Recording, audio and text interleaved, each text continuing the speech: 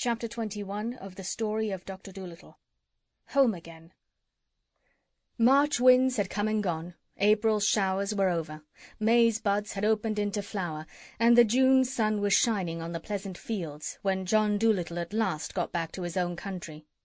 But he did not yet go home to Puddleby. First he went travelling through the land with the Pushmi-Pullyu in a gipsy wagon, stopping at all the country fairs, and there, with the acrobats on one side of them, and the Punch and Judy show on the other, they would hang out a big sign which read, "Come and see the marvellous two-headed animal from the jungles of Africa. Admission 6 pence." And the Pushmi-Pullyu would stay inside the wagon, while the other animals would lie about underneath. The doctor sat in a chair in front, taking the 6 pences and smiling on the people as they went in. And Dab-Dab was kept busy all the time scolding him, because he would let the children in for nothing when she wasn't looking.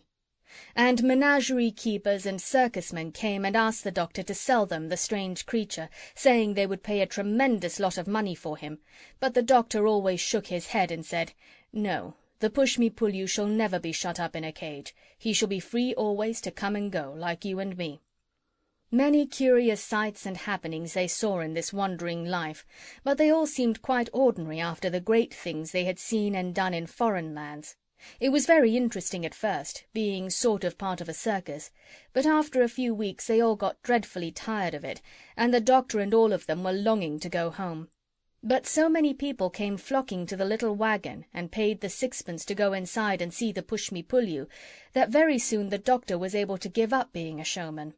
And one fine day, when the hollyhocks were in full bloom, he came back to Puddleby a rich man, to live in the little house with the big garden.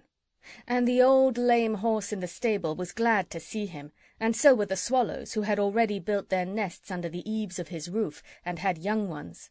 And Dab-Dab was glad, too, to get back to the house she knew so well, although there was a terrible lot of dusting to be done, with cobwebs everywhere. And after Jip had gone and shown his golden collar to the conceited collie next door, he came back and began running round the garden like a crazy thing, looking for the bones he had buried long ago, and chasing the rats out of the tool-shed, while Gub-Gub dug up the horseradish which had grown 3 feet high in the corner by the garden wall.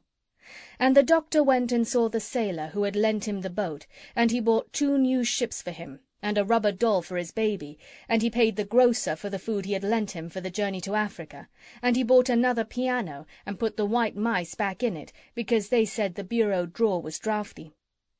Even when the doctor had filled the old money-box on the dresser shelf, he still had a lot of money left, and he had to get 3 more money-boxes just as big to put the rest in. "Money," he said, "is a terrible nuisance, but it's nice not to have to worry." "Yes," said Dab-Dab, who was toasting muffins for his tea, "it is indeed." And when the winter came again, and the snow flew against the kitchen window, the doctor and his animals would sit round the big warm fire after supper, and he would read aloud to them out of his books. But far away in Africa, where the monkeys chattered in the palm trees before they went to bed under the big yellow moon, they would say to one another, "I wonder what the good man is doing now over there in the land of the white men. Do you think he will ever come back?"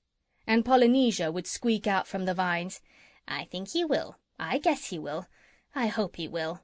And then the crocodile would grunt up at them from the black mud of the river, "I'm sure he will. Go to sleep." End of Chapter 21. End of The Story of Dr. Dolittle by Hugh Lofting.